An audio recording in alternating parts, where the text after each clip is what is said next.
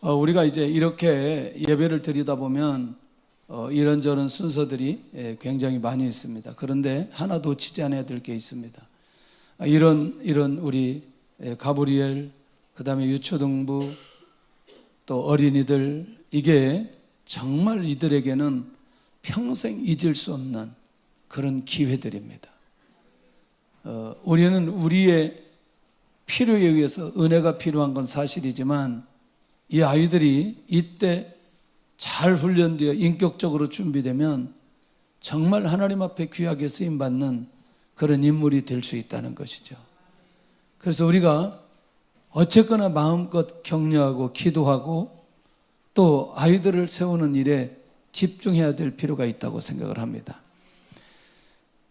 가장 먼저 우리가 이제 지난주 바울의 빌립보 감옥에서 기도했던 내용과 오늘은 유두구를 살리는 기가 막힌 능력 기도가 일어나게 됩니다. 그러기 전에 우리가 좀 정리해 볼 게 있는데, 하나님께 대한 의심이 생기는 상황이 어느 때 생기게 되는지 한번 잘 살펴볼 필요가 있어요. 첫째는 내 삶 속에 부정적인 환경과 환난의 환경이 찾아올 때 하나님께 대한 의심이 생깁니다. 하나님 살아계신 맞나? 하나님께서 나를 인도하시는 건 맞나? 자꾸 그런 의심이 생깁니다. 두 번째는 육체적 고통과 어려움이 찾아올 때, 이건 질병이죠.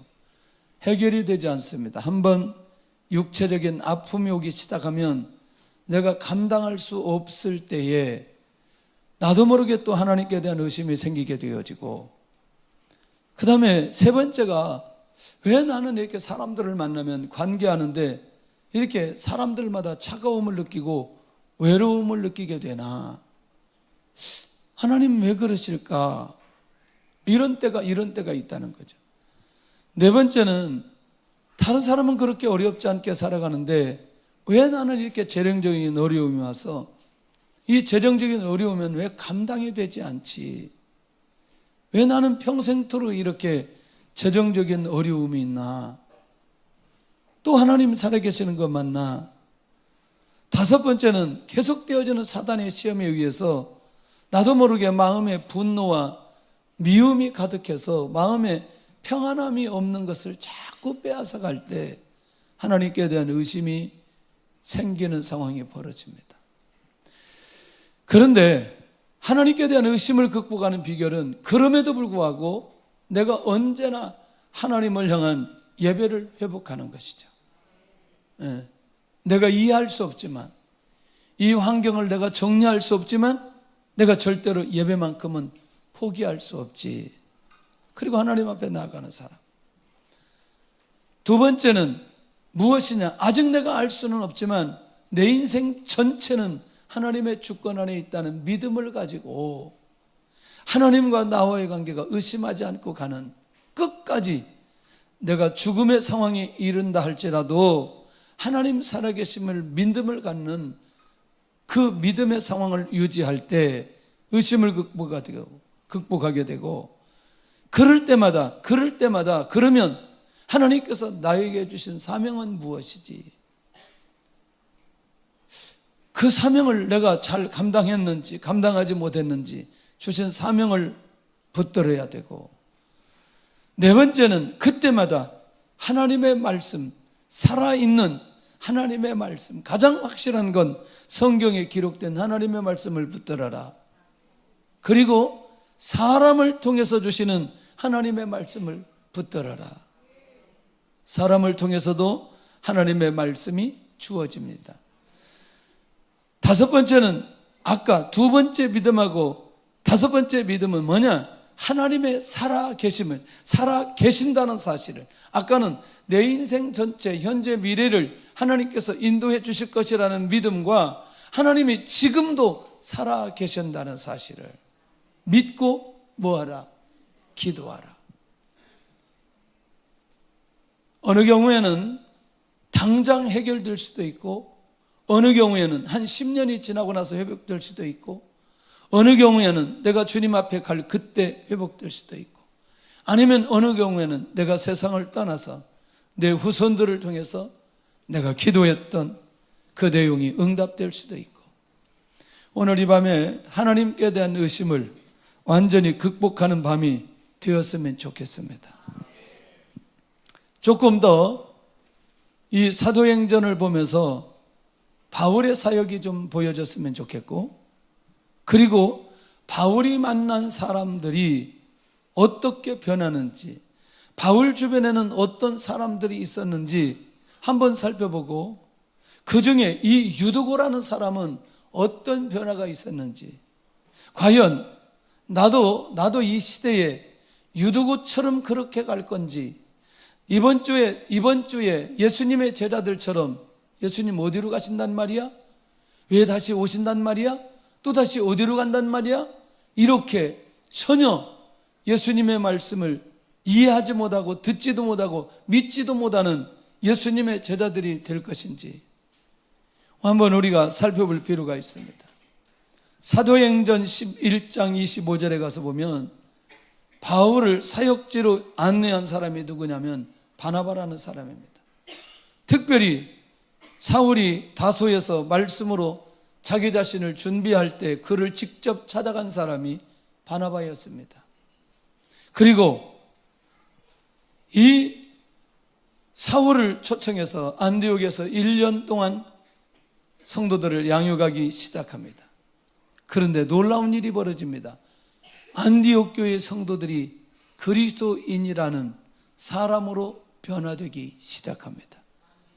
그렇게 함께 했던 사람이 누구냐? 바나바입니다.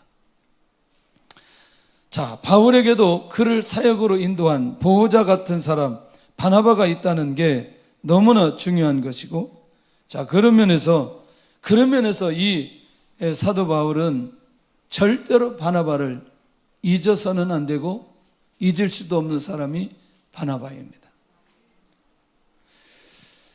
두 번째는 바로 이제 16장으로 가서요. 그 안에도 이제 적지 않은 만남이 있는데 그런 어떤 특별한 만남은 사실은 16장부터 시작됩니다.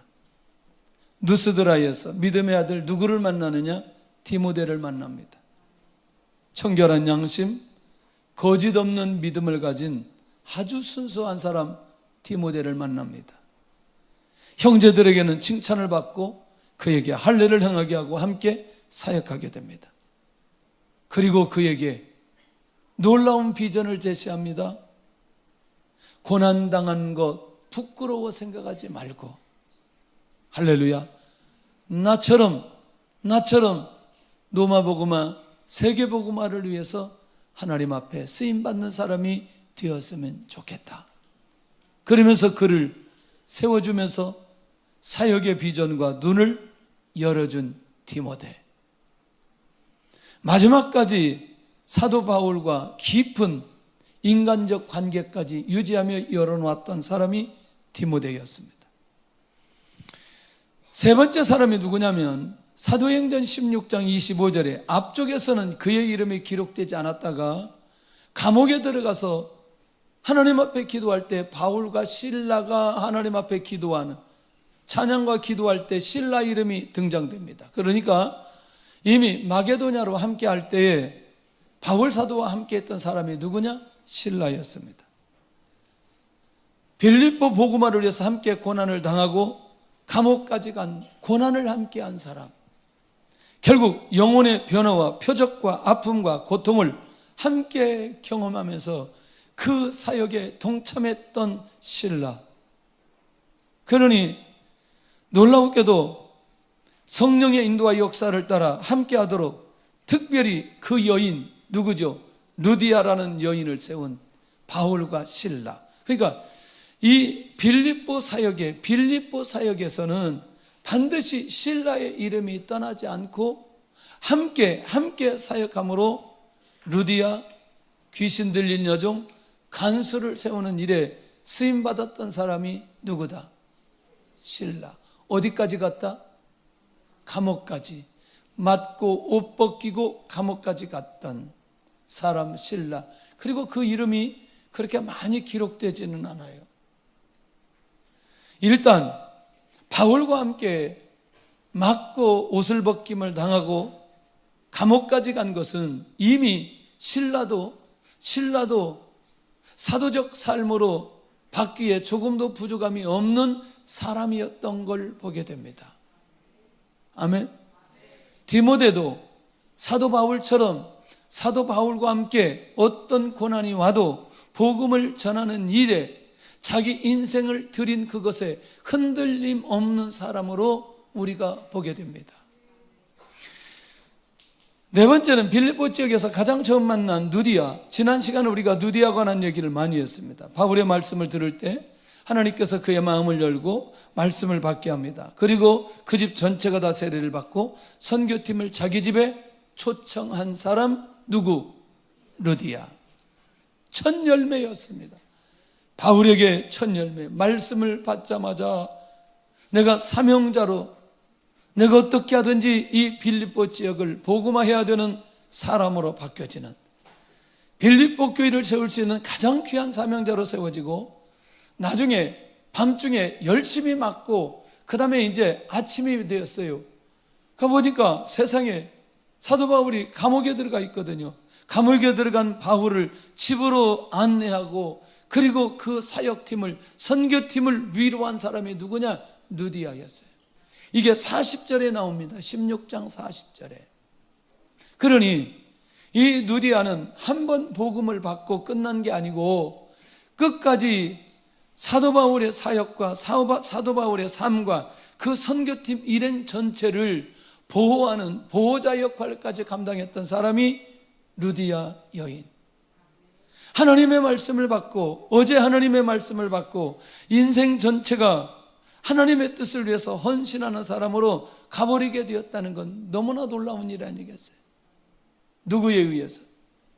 바울에 의해서.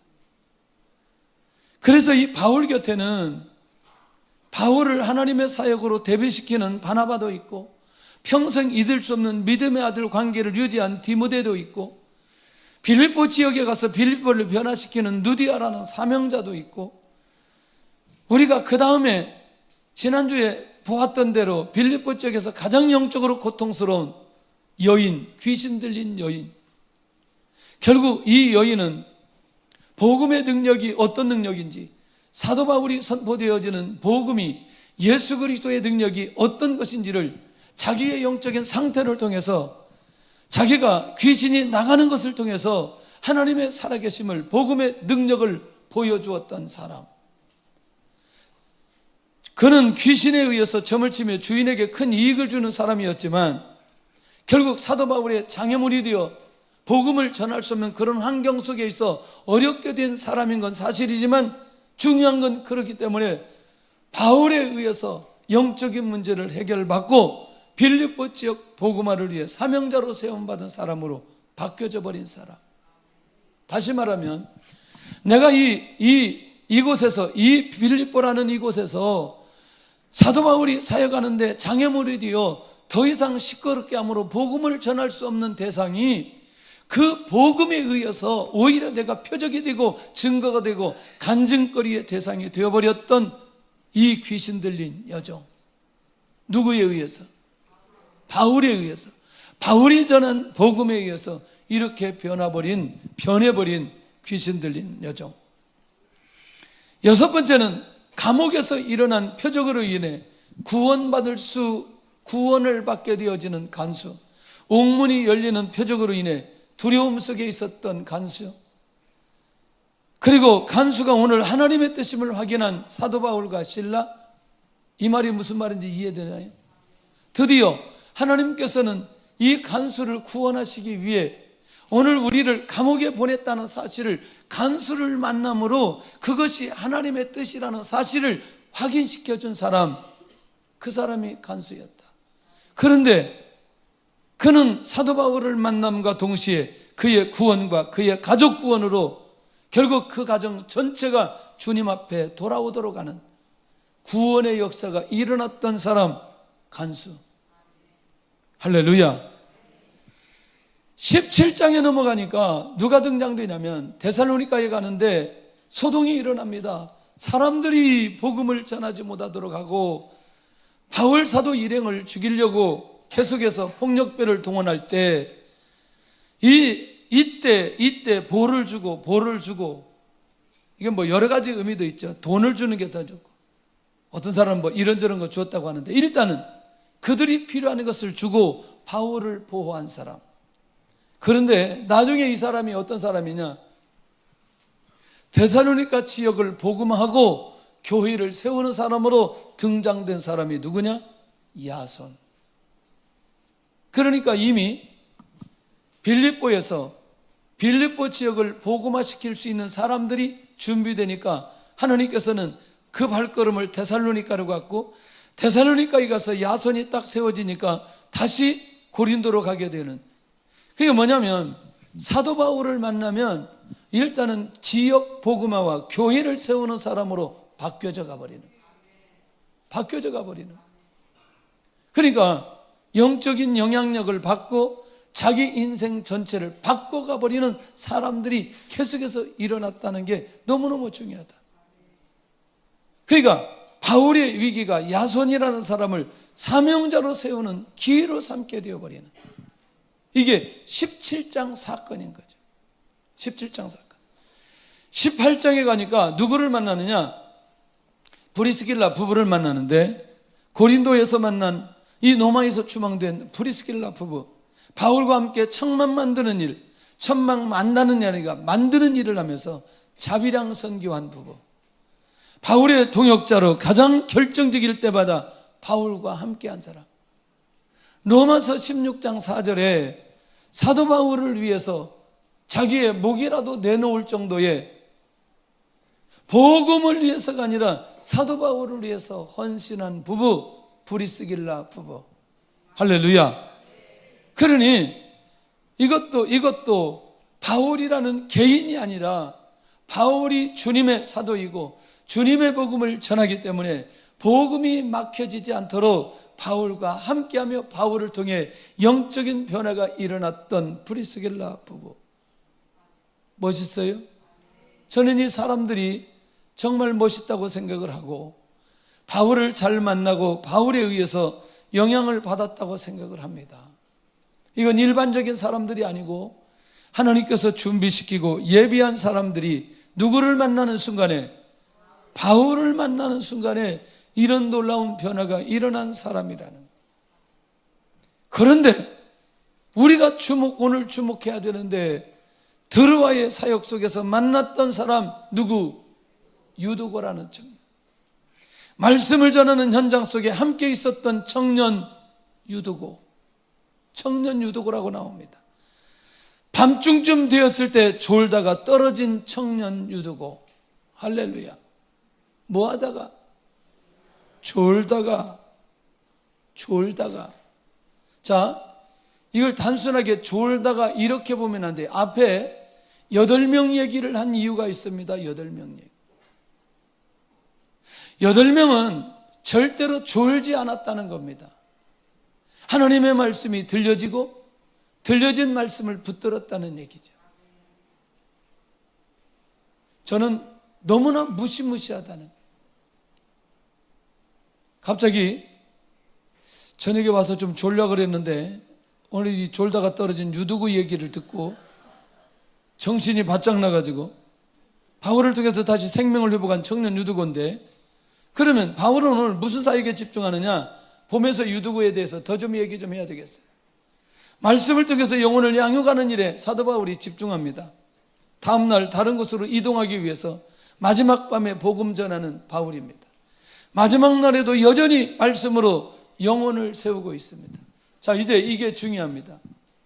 여러분들, 사도 바울이 표적을 행하기 위해서 곳곳마다 사역을 하고, 그리고 표적을 보여주고 표적을 보고 예수님을 믿도록 한 게 아니고, 항상 먼저 주의 복음을 증거하고 말씀으로 사람들을 양육했던 것을 보게 됩니다. 사도행전 11장에 가서 보면, 아까 25절 26절에 가서 보면 안디옥에서 아무런 표적이 일어나지 않았습니다. 우리가 생각하는 그런 표적, 귀신이 떠나가고 안진병이 일어나고 죽은 자 살아나고 이런 게 안디옥에서 아무런 일들이 일어나지 않았어요. 그런데 그들을 말씀으로 1년 동안 양육했더니 그리스도인이라는 변화가 일어나게 된다는 거예요. 제가 이런 얘기를 계속해서 얘기하면 오해될까봐 조심스럽다니까요. 그러면 이 시간에 아니면 이 시대에 하나님의 능력이 필요 없느냐? 절대 그렇지 않아요. 저는 오늘 이 밤도 하나님의 능력이 우리 가운데 일어나게 될 줄로 믿습니다. 일어나야 됩니다. 그러나 그것이 목적이 되어서는 안 된다는 것이고, 할렐루야. 그것 때문에 우리의 믿음이 성장되어서도 안 된다는 것이죠. 당연히 일어나야 될 것이라는 거예요. 당연히 마땅히 일어나야 될 거라는. 그러면 사도 바울이 마지막 날 밤에 내일 떠나는데 오늘 그러면 그들의 믿음을 키우기 위해서 그러면 내가 오늘 이 기가 막힌 표적을 행하고 능력을 행해서 정말 하나님을 더 잘 믿을 수 있도록 그렇게 그러면 이 동네에 있는 귀신 들린 사람 다 데리고 와라 이렇게 말해야 된다는 거예요. 이 동네 아픈 사람들 다 데리고 와라 그렇게 말하지 않는다는 거예요. 진짜 하나님의 말씀을 듣고 하나님의 말씀에 의해서 양육되어질 사람들을 놓고 지금 양육하고 있는 것이거든요. 할렐루야. 그러니 우리가 이 사도 바울이 곳곳마다 진행되어지는 이 사역의 비밀들을 놓치지 않아야 되는데 오직 영혼과 사명이 불타고 있는 바울의 사역의 현장인 것을 보게 된다는 거예요. 할렐루야. 제가 이 눈이 열려지는데 오래 걸렸어요. 할렐루야. 자, 한 영혼이 치유되어지는 것도 하나님의 능력과 역사입니다. 그러니까 이거 지금 안 들리면요, 이거 지금 눈 감고 있으면 절대로 안 들려요. 한 영혼이 치유되는 것과 한 영혼이 하나님 앞에 복음의 능력을 깨닫고 헌신하는 것과 어떤 게 더 놀라운 표적이에요? 그게 어느 날 깨달아지지 않는다니까요. 지금 당장은 이 표적이 일어나서 하나님의 능력을 당장 보여주고 그리고 확신시키는 것 중요한 것 같지만 중요한 건 그 시간이 지나고 나면 하나님의 은혜, 또 다른 은혜를 기대하게 된단 말이에요. 그런데 내가 하나님의 은혜를 받고 하나님 앞에서 내가 헌신자로, 사명자로, 충성자로 내 자신이 변화되는 데 가는 거는 잘 익은 변화가 되지 않는다는 거예요. 무슨 말이냐면 그렇게 헌신하면 이게 다른 쪽으로 그렇게 변화가 되지 않고 그것을 유지할 수 있는 힘이 있다는 거죠. 왜? 말씀으로 양육받았기 때문에. 그 말씀이 내 안에 들어와 내가 결단하고 내가 고백하고 내가 서원했기 때문에 이게 잘 변하지 않는다는 거예요. 그런데 놀라웠게도 눈에 보이는 표적에 의해서 역사가 일어나는 것들은 시간이 지나고 나면 또 그 역사를 기대하는 마음이 우리 안에 또 살아있더라는 거예요. 제 말 이해되나요 지금? 그러니 표적이 분명히 일어나야 되는 것은 사실이라는 거예요. 그러나 그보다 더 중요한 비밀이 있는데 그것은 하나님 앞에 내가 어떤 모습으로 살아가야 될 것인지 바울이 그걸 알고 있다는 거예요. 그러니까 그 밤에 무엇을 행하기보다 표적을 행하기보다 뭐 하고 있는 거죠? 말씀으로 양육하고 있는 거죠. 얼마나 중요한지 몰라요. 얼마나 중요한지. 이번에 에레미야, 요한계시록, 로마서 막 첫날, 둘째 날 요한계시록 마지막 어제까지 막 첫날부터 이게 하나님께서 열어준데 너무나 감사하다. 정말 감사하다. 야, 이게 하나님의 뜻이고 하나님의 계획이고, 야, 정말 여러분들 에레미야에 대해서 열리기를 원한다면 꼭 한번 들어보세요. 안 오신 분들 왜 안 오셨어요? 뭐 하느라고 안 오셨어요? 우리 교회에 그런 기적 같은 일들이 있는데, 그런 기가 막힌 말씀들이 주어지는데 이걸 왜 놓치는지 안타까워요. 안타까워. 그러나 다시 듣고 눈이 열리시기를 바랍니다. 표적과 기사보다 말씀이 더 중요한 사역이라는 바울, 사람의 변화가 말씀에 있음을 확실하게 알고 있는 바울, 사람들이 있는 곳 어디든지 찾아가 복음을 전하는데 결국 뭐냐? 사람을 세우는 게 목적인 거예요. 불신자들에게는 복음을 전해서 구원의 역사가 일어나는 게 첫 번째. 두 번째는 복음을 받은 사람이 하나님 앞에 헌신하고 하나님 앞에 충성된 자로 바뀌어지기를 원하는 게 두 번째. 두 가지 다 사역이 중요한 거죠. 그러니까 불신자도 놓쳐서도 안 되고 기신자도 놓쳐서도 안 된다. 눈이 열려야 된다는 거예요. 눈이 열리시기를 바랍니다. 먼저 회당을 찾았던 사도 바울은 말씀을 양육하는데, 그래서 곳곳마다 사도 바울을 찾아갔던 건 회당을 찾아가서 항상 이 사람들에게 복음을 전하고 하나님의 말씀을 나누는 건 그 안에 하나님의 사람들을 뽑아내기 위한 계획이 그 안에 있다는 거죠. 아멘. 자, 양육이 시작될 때 창가에 걸터한 자, 졸던 유두고, 이미 폼부터 틀렸어요. 창가에 걸터한 자, 이 자세부터 틀렸어요. 에? 조는 사람들의 자세는요, 자세부터 틀렸어요. 이미 자려고 처음부터 준비를 하고 있어요. 허리에 힘이 없어지고, 일단 뒤로 막 기대고, 눈은 비스듬히 감기고, 귀는 막아놓고, 조금 있다 왜 조는지 다 오늘 알려드릴 거예요. 이야, 3시간 동안요, 제가 여기 앉아가지고 하룻밤 3시간 동안 등 띄고 이렇게 딱 앉아있는데, 아니 세상에 아침에 일어나려니까 힘들더라니까. 3시간 동안 이렇게 앉아서 말씀을 받는데, 이게 왜냐면 기대면 나도 모르게 이게 졸릴 것 같아서, 또 집중력이 떨어질 것 같아서 등도 대지도 않고 옆으로 앉아가지고 탁 듣는데 하나도 안 졸리네. 하나도 안 졸리네. 왜? 어젯밤에 오신 교수님이 첫 번째 온 장 교수님하고 잘 아는 분이었어요. 자기들끼리 소통을 했대. 와, 이 교회가 말씀을 너무나 잘 듣는데 가지고 엄청나게 부담이 된대. 잘해야 될 텐데, 나도 잘해야 될 텐데 걱정하지 마라 그랬어요.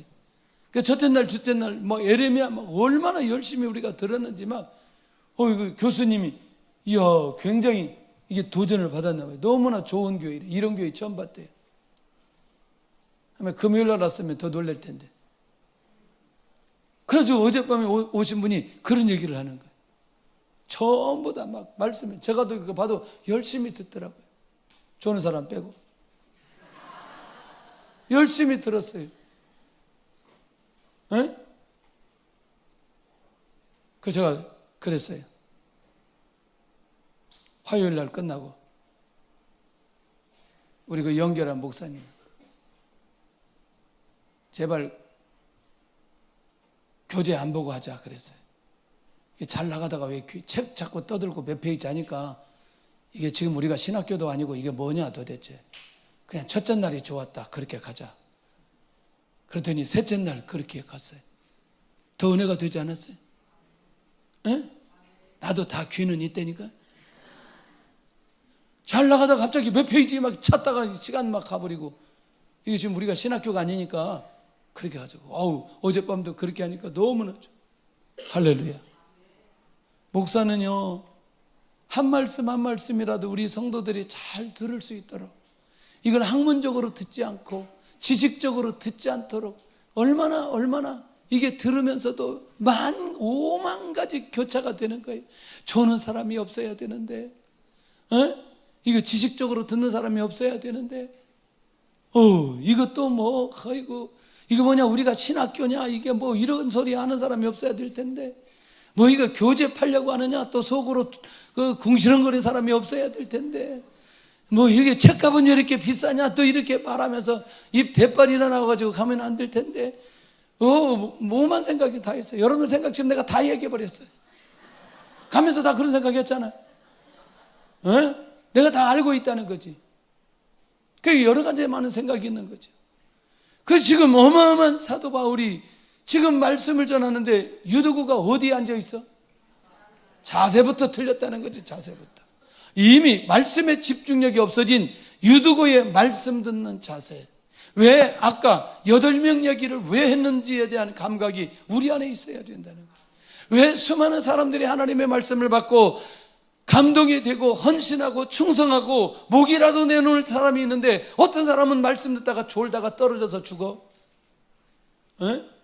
그러니까 우리가 똑같이 하나님의 말씀을 받는데 어떤 사람은 만나가지고 함께 사역을 하고 동역을 하고 자비랑 선교를 하고, 어떤 사람은 믿음의 아들이 되고, 어떤 사람은 같이 감옥까지 들어가는데 어떤 사람은 말씀 듣다 떨어져 가지고 표적의 증거나 되고, 이런 모습으로 가서는 안 된다는 거지 이게. 할렐루야. 유두고의 졸음은 깊은 잠으로 들어가. 오늘 본문에 그렇게 했더니 깊은 잠으로. 이게 조는 게 아니야. 아예 자버린 거야 이거는. 왜냐하면 떨어진 줄 모르고 자버렸으니까 이게. 할렐루야. 이게 꼭 저의 어떤 모습이냐. 초등학교 3학년 때 교회에서 수요 예배 드리다가 졸다가 이마가 앞에 받아가지고 이마 찢어져가지고 온 교회에 소문났어요. 기동이가 졸다가 앞에 있는 의자 받아가지고 이마 찢어졌다고 온 교회에 소문이 났어요.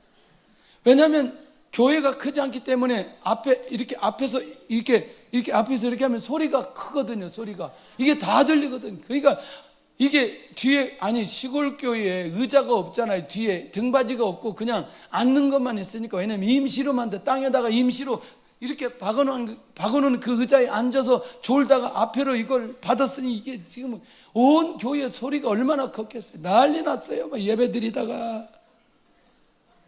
내가 그때 안 졸았으면 이런 목사 안 되는데 그때 졸다가 이런 목사 됐어요. 내가 지금. 응? 평생 내가 잊을 수 없어요. 졸면 그렇게 이마 찢어진다. 다행히 이게 높지 않아서 다행이지. 지금 유두구처럼 그렇게 졸았다간 떨어서 죽을 뻔했어요 그때. 그래서 우리도 어디 선반 하나 만들어가지고 조는 사람 거기다 올려놓고 졸다가 떨어져가지고. 이야, 근데 비교적 우리 교회도 이렇게 조는 분들이 많지 않아서 너무나 감사해. 자, 자신의 몸이 땅에 떨어지는 상황도 못 느끼고 졸았던 사람, 유두고. 결국 유두고의 졸음은 말씀의 사모함이 떨어진 사람이라는, 사모함이 없어요. 바울이 누구인지, 그 내용이 무슨 내용인지, 그리고 내가 어떻게 살아야 될지 전혀 고민하지 않는 거예요. 자신의 영적인 준비와 사명을 발견하지 못한 유두고의 모습, 안 들리는 거죠. 귀가 닫혀 있으니. 그러니 앉자마자 그렇게 창가에 걸터 앉아 졸게 되어진다. 그래서 교회는요, 이 졸음이 오는 사람이 깨어 있으면 교회가 전체 다 깨어 있어요. 이상하죠? 한 사람이 졸면 교회가 서서히 그렇게 가요. 왜냐하면 전염돼요. 저 사람 보고 위로받아요. 큰 힘을 받고 위로받고 같이 졸기 시작하는. 근데 더 중직자가 졸면 더 다른 사람이 더 조는데 훨씬 더 양심의 가책을 안 느껴. 야, 그런데 사역자가 존다 그러면 할렐루야. 야, 재밌는 얘기 할까요? 재밌는 얘기예요? 여러분들 이렇게 그 행사할 때 있잖아요. 행사할 때 목사님들 많이 오시잖아요. 목사님들이 그러니까 순서가 길어 안 길어요? 길어요. 어느 목사님이 나오지를 않아. 순서가 됐는데 왜 안 나오는가 봤더니 자고 있는 거예요.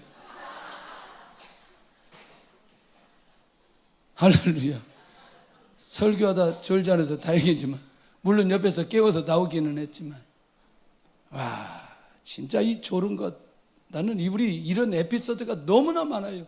사역자들이기 때문에 모여서 대화 나누다 보면 졸다가 느닷없이 시간 늦어가지고 교회 가서 예배 드리는데 성도들이 왜 그렇게 목만 쳐다봐 새벽 설교하는데 목만 쳐다보더라는 거. 왜 저렇게 성도들이 목만 쳐다보냐. 메리아스에다가 넥타이만 메고 와가지고 설교하고 있으니 자기만 모르고 있는 거지. 자기만. 나중에 보니까 메리아스에다가 넥타이만 메고. 야, 더 얘기하면 여러분들 쓰러진다니까. 어떤 목사님은 계속 여기 뒷머리를 자꾸 쳐다보더래요. 그 너무나 이상하다. 도대체 이거 뭐냐 봤더니 옷을 입다가 와이셔츠 이게 하나가 팔뚝이 이 뒤에로 나와가지고 내가 이거 밤새도록 얘기할 수 있다니까 이거. 응? 이거 전부 다 뭐냐면 준비하지 못하고 졸다가 이런 기가 막힌 일들이 벌어진다니까. 이게 전부 다 우리 친구들이 새벽에 나가서 설교할 때 일어난 일들이 이게. 응? 하나 더 얘기하면 더 쓰러질 것 같아서. 진짜 어떤 친구는 나와보니까 자기가 반바지 입고 설교하더래. 준비하지 않으면 그런 상황 벌어진다니까 이게. 응? 더 얘기하면 또 이제 너무나 이게 또 다른 쪽에 수치 같아서 너무나 더 이상은 얘기가 어려울 것 같아요. 응? 야, 그래서 뭐 하지 않아야 된다? 졸지 않고 깨어 있어야 된다. 할렐루야. 야, 저는 제 사역 속에 정말 잊을 수 없는 사역이에요. 우리 교회 청년인데 오늘 결혼식 한다는 거예요. 그래서 그냥 결혼식이니까 오늘 축하하러 가야지. 중국 가기 전에. 그래서 갔어요. 아무것도 안 가지고 갔어요. 그래도 다행히 제가 양복은 입고 갔죠. 양복은 입고 갔는데 오늘 주례가 누구냐고 그랬더니 내가 주례래요. 내가 주례래. 근데 내가 거기서 내가 몰랐다고 얘기를 해야 돼, 안 해야 돼? 에? 안 해야지. 그냥 딱 올라가지고 주례를 하는 거야, 이제. 난 이런 황당함도 있었어, 이런 황당. 아니, 이분이 나한테 정식으로 주례를 부탁을 했어야 되는데 그게 부탁한지 안 한지 이게 그래가지고 가기는 갔는데 가서 보니까 제가 주례인 거예요. 야, 이게 우리가 사역하다 보면 살다 보면 너무나 많은 일들이 있는 거죠. 너무나 많은 일들. 자, 자신에게 가장 소중한 말씀의 시간을 놓쳐버린 이 유두구의 모습. 예. 자, 예배 시간에 조는 이유는 무엇인가? 예? 오늘 아주 뿌리를 뽑아야 되겠어요. 그랬더니 우리 가브리엘이 지금 정신 차리고 눈을 떴어요. 육체의 피곤함 때문에 몸을 제대로 이기지 못할 때 이것은 상황에 따라 좋을 수 있습니다. 오늘 낮에 너무너무 힘들고 어젯밤에 잠을 자지 못했을 때는 순간적으로 좋을 수 있습니다. 예.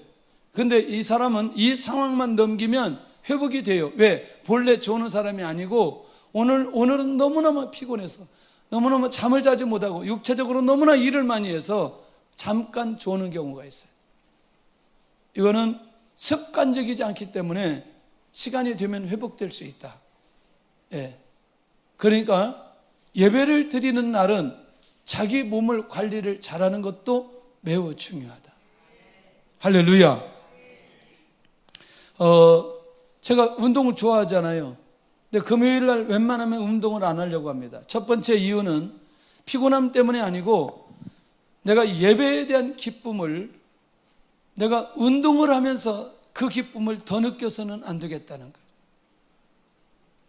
그 모든 기쁨이 예배를 통해서 하나님 앞에 드려지는 예배를 통해서 회복되어야 되지, 내 개인적인 삶 속에서 그것을 내가 미리 경험하는 건 하나님 앞에서의 자세가 아니다.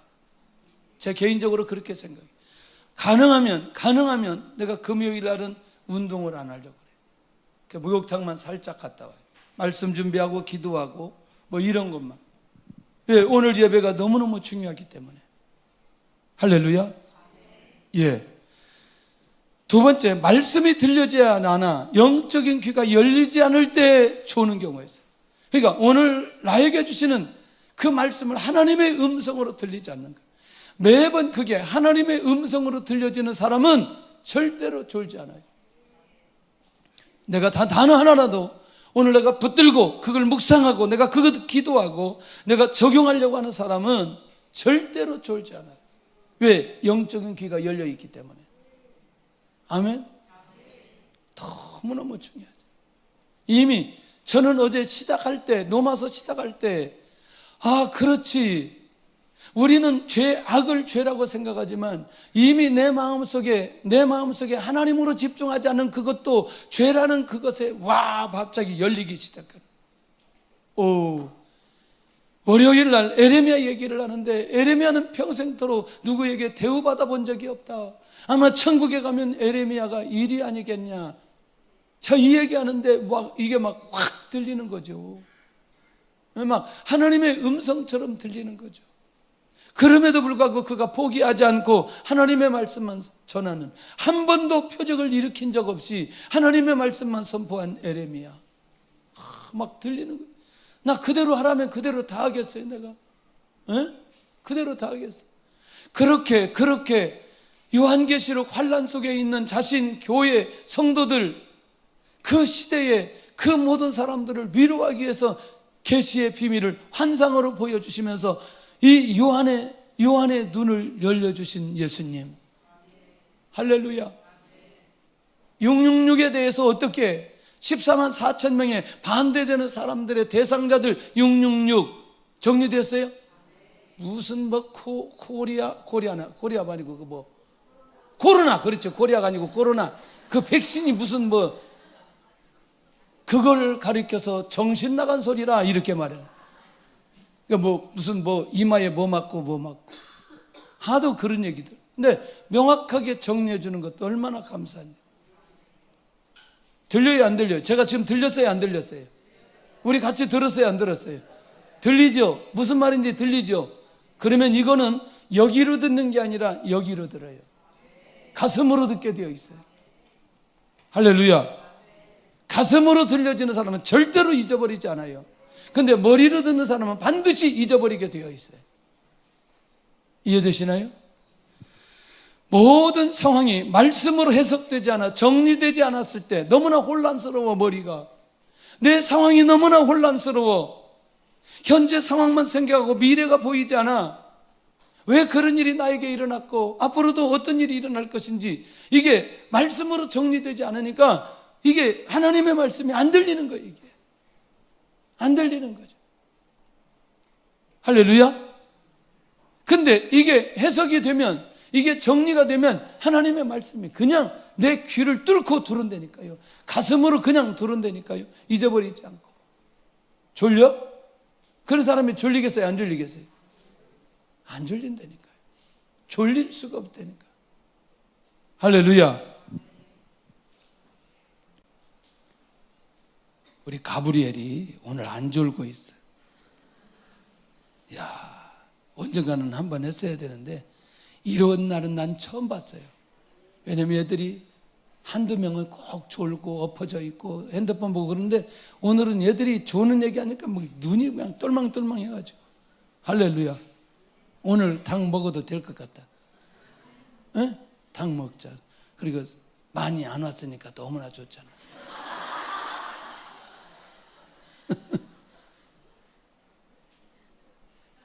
동포들이 그렇게 쳐다보면, 그럼 이렇게 많이 먹으면 맛이 없어요. 다음 주에 먹고 오늘은 언니들만 먹자. 너희들도 먹자고? 주님, 우리가 먹을 때 누구를 빼놓으면 얼마나 마음이 아픈지 몰라. 그거 같이 먹어야지.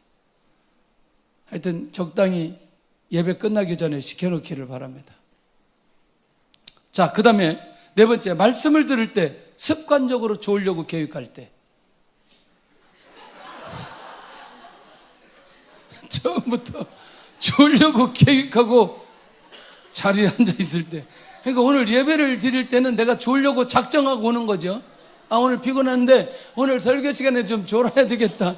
그렇게 생각하고 아예 예배 드릴 때부터 졸려고 생각하는. 찬양만 끝나라. 안 된다. 오늘 잔다 내가 지금. 계속해서 잔다 내가. 아무 얘기도 안 들려.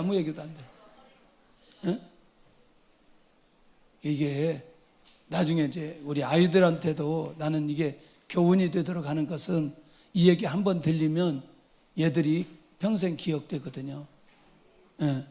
평생 기억되거든요. 근데 제가 이렇게 목회할 때 꼭 경험해 보니까 잘 들어야 될 사람이 꼭 좋을 때가 있어요. 그러니까 반복적으로 좋은 게 아니고 꼭 그 사람이 들어야 될 때 좋은 경우가 있어요. 그러니까 마음이 많이 아프죠. 꼭 들어야 되는데, 이거 잘 들어야 되는데, 이거 잘 들어야 되는데. 지금은 안 그러는데 그때는 전화합니다. 혹시 어젯밤에 뭐 들으셨어요? 제목은 뭐예요? 본문은 뭐예요? 막 한참 물어보면 갑자기 횡설수설하고 뭐 이렇게 하다가 갑자기 막 성경 뒤적거리고 막 그러다가 그 다음에 내용에 또 들어가고 또 물어보고, 그럼 다음에 이분이 졸겠어요? 안 졸겠어요? 안 졸죠. 습관적으로 졸려가지 않기를 바랍니다.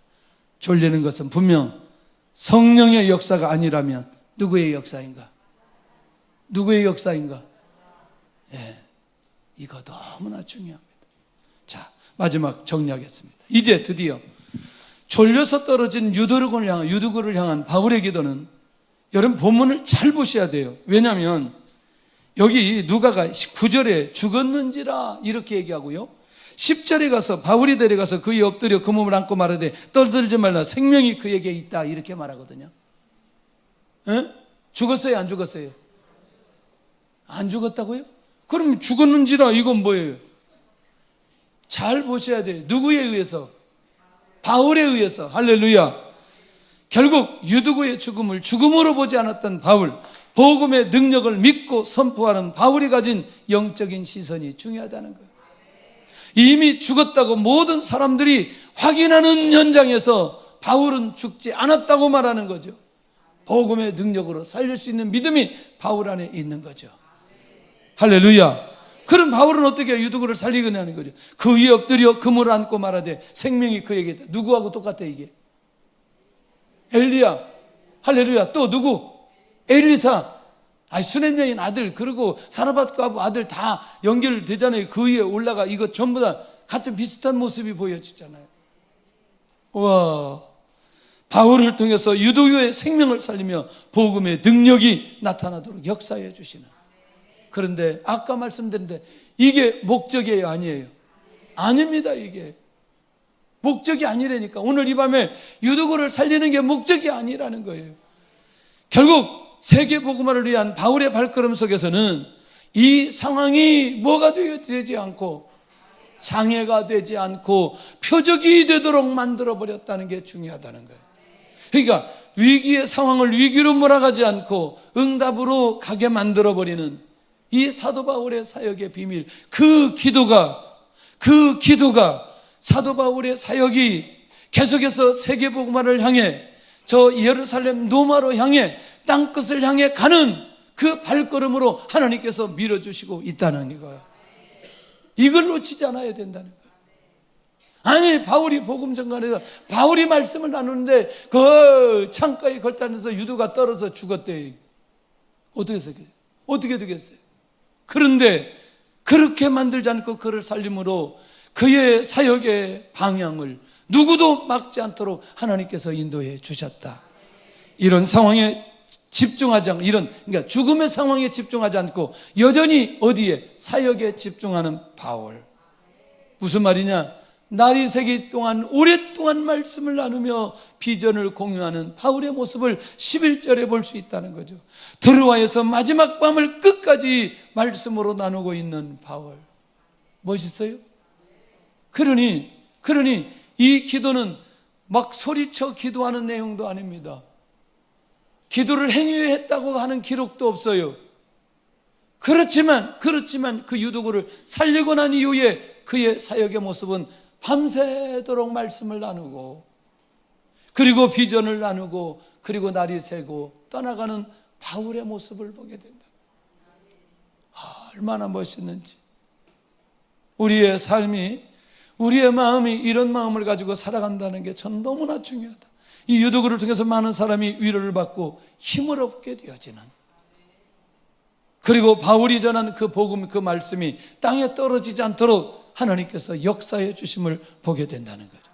우리의 기도가 더 복음의 확장을 위해서 이런 표적이 일어날 수 있기를 원합니다. 할렐루야. 주님의 비전이 중단되지 않도록 우리의 기도가 오늘 이 밤에도 응답될 수 있기를 원합니다. 내가 만난 영혼이 영적인 변화가 일어나게 주옵소서. 말씀으로 영혼을 세우게 하여 주옵소서. 말씀을 듣고 나눌 때, 고백할 때 집중하게 하여 주옵소서. 사역 속에 일어난 장애물은 표적이 되게 하여 주옵소서. 나의 힘이 되신 여호와여, 우리 찬양할 때 하나님 앞에 귀한 예물 드리는 시간